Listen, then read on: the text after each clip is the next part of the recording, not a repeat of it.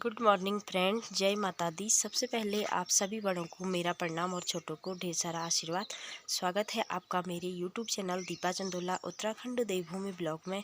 तो मेरी ब्लॉगिंग की शुरुआत और दिन की शुरुआत भी हो चुकी है अपने खूबसूरत से गांव की इन हसीन वादियों से। और सुबह के 7:30 बजे से सुबह के 7:30 बज चुके हैं।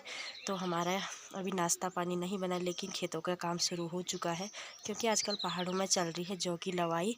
हमारे यहाँ पर है पर्वतीय क्षेत्र, तो हमारे इधर काफ़ी देर से जौ की लवाई हो रही है। अदर क्षेत्रों में, अदर गाँव में कुछ दिन पहले ही जौ की लवाई हो चुकी है।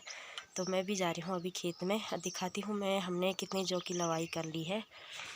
और आज काफ़ी दिनों के बाद मैं ब्लॉग को शुरू कर रही हूँ, क्योंकि शादियों का सीज़न है तो कभी कहीं जाना हो रहा है, लेकिन सभी जगहों के ब्लॉग मैं नहीं बना पा रही हूँ।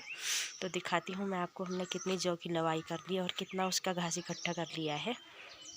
घास ये रही जहाँ पर कि हमने इनके ऊपर की बालियाँ काट कर नीचे अपने चौक में फैला रखी हैं। और अब दिखाती हूँ मैं आपको खेत।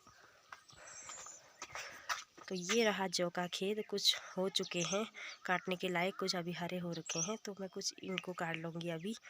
और अभी आप देखिए यहाँ का सुंदर सा मौसम और पहाड़ों का सुंदर सा दृश्य तो कुछ इस तरह का हो रखा है। आजकल मौसम तो अच्छा है, लेकिन दिन में हवाएं भी चल रही हैं और अच्छी सी धूप खिली रहती है। आजकल धूप तो चाहिए होती है, क्योंकि खेतों का काम लगा है, लवाई का काम, तो धूप होना बहुत ज़रूरी है। यहाँ कुछ खेतों से काट कर ऐसे लाते हैं जो फिर इसको घर में इनकी छटाई करते हैं। तो ये रहा इस तरह से भारी लगाकर।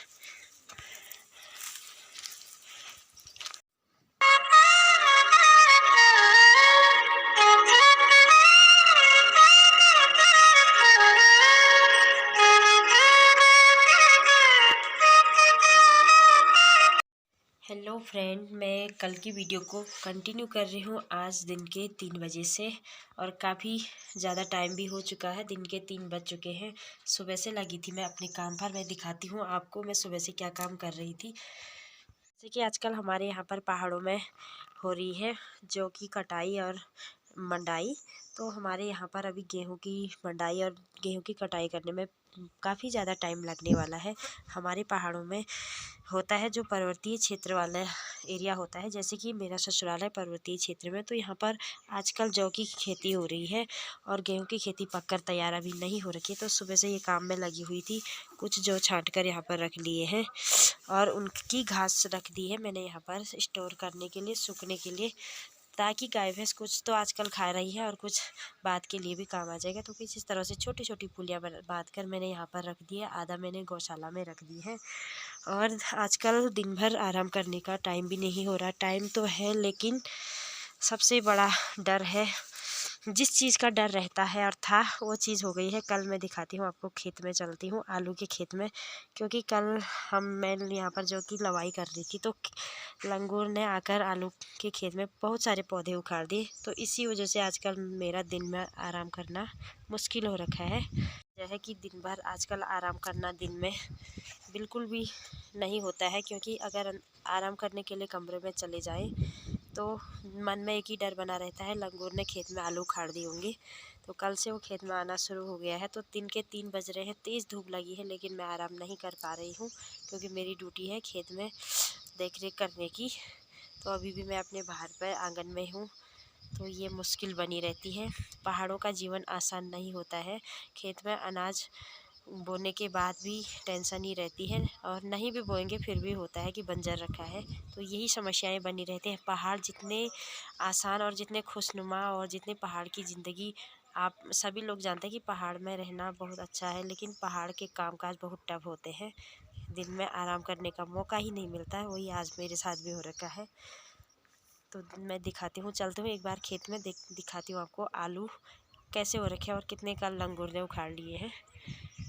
ये रहा आलू का खेत, जहाँ पर मैंने कुछ टाइम पहले गुड़ाई की थी। मौसम में चेंजेस होने की वजह से ना तो बारिश हो रही है, तो उस वजह से आलू तो थोड़ा थोड़ा ही उगे हुए हैं। आलू के पौधे भी अभी छोटे छोटे हैं, लेकिन लंगूर ने इन छोटे पौधों को ही कल उखाड़ दिया है। तो दिन भर मैं घूमते रह रही हूँ इस खेत में, वहाँ से घर से भी देख रही हूँ और कभी मैं आ रही हूँ खेत में, जैसे कि मैं अभी खेत में आ चुकी हूँ। तो मैं दिखाती हूँ उसने कल लंगूर ने कितने आलू उखाड़े हैं। कुछ कुछ मैंने कुदाल से यहाँ पर लगा तो दिए थे, लेकिन जो मैंने कुदाल से यहाँ पर लगाए थे उनका कुछ यह हाल हो रखा है। बारिश होती तो ये दोबारा से खेत में लग जाते, लेकिन कल रात बारिश होने की बजाय पता नहीं कहाँ चली गई। तो ये है, कुछ यहाँ पर फेंक दिए मैंने। कल यहाँ पर इतने ज़्यादा आलू उखाड़ दिए लंगूर ने, बहुत ही नुकसान कर दिया। तो जो कि लवाई भी करनी हो रखी है और आलू के खेत की देखरेख भी हो रखी है। तो टेंशन भरा काम है दिन भर। और लंगूरों को भगाने, जैसे ही हम यहाँ पर लंगूर को भगाते हैं तो उनका छुपने का सबसे अच्छा हो रखा है यहाँ पर बांज के पेड़, क्योंकि हमारे इधर पूरे बांज के पेड़ हैं। तो आजकल बांज के पेड़ों में मोलार आ रखा है, तो वो आसानी से इसके अंदर छुप जाते हैं। तो भागने से भी, हमारे भगाने से भी नहीं भागते हैं। तो ये बनी हुई है आजकल हमारी टेंशन। और अभी का मौसम है कुछ इस तरह का, हवाएं चल रही है तेज़ तेज़ और बारिश तो होने का नाम ही नहीं ले रही है।